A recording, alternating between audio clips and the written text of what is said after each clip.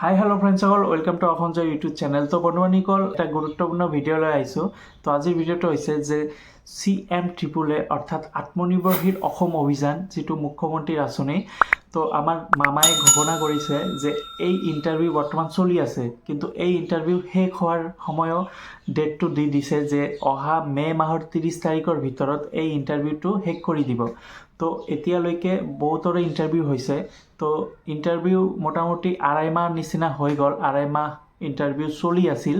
তো এতিয়ালৈকে এই মে' মাহৰ 30 তাৰিখত এই ইণ্টাৰভিউ সামৰণি মাৰিব, অৰ্থাৎ বহুতো কেণ্ডিডেটৰ ইণ্টাৰভিউ হৈ গৈছে, সেইবাবে এই ইণ্টাৰভিউ সামৰণি মাৰিব। কিছুমানৰ এডমিট কাৰ্ড এতিয়ালৈকে অহা নাই। তো বহুতে মোক কমেণ্টত জনাইছে যে এতিয়ালৈকে এডমিট কাৰ্ড সিহঁতে পোৱা নাই। তো আপোনালোকে কি কৰিব? তো আপোনালোকে এটা কাম কৰিব পাৰে যে যিহেতু আপোনালোকৰ ইণ্টাৰভিউ হোৱা নাই বা এডমিট কাৰ্ড এতিয়াও অহা নাই, আপোনালোকে আপোনালোকৰ যিটো ডিষ্ট্ৰিক্টৰ DIC অফিচ আছে, সেই অফিচত গৈ আপোনালোকে এবাৰ যোগাযোগ কৰক।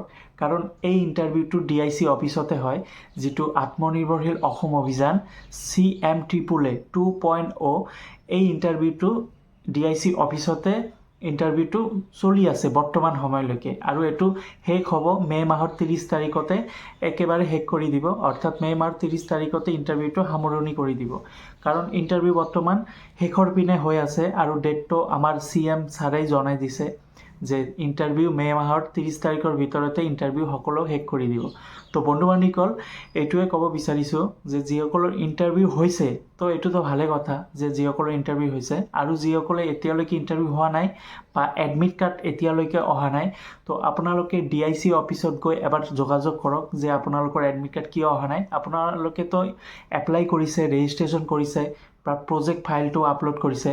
তো আপোনালোকে এবাৰ DIC অফিচত গৈ যোগাযোগ কৰক। এতিয়া সময় নাই, কাৰণ অহা মে' মাহৰ 30 তাৰিখলৈকে সময় আছে।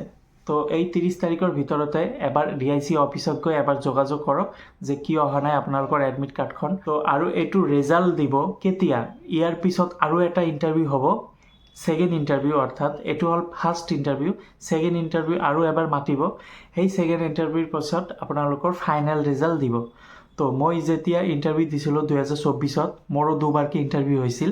তো আপোনালোকৰো হয়তো দুবাৰকৈ ইণ্টাৰভিউ হ'ব, সেইবাবে মই কৈছোঁ। কাৰণ মই ফাৰ্ষ্ট পৰ্যায়ৰ ইণ্টাৰভিউ দিছিলোঁ, যিটো 2024-ত, যিটো প্ৰথম আত্মনিৰ্ভৰশীল অসম অভিযান 1.0 ভাৰ্চন যিটো মুকলি কৰি দিছিল, তেতিয়াই মই ছিলেকশ্যন হৈছিলোঁ।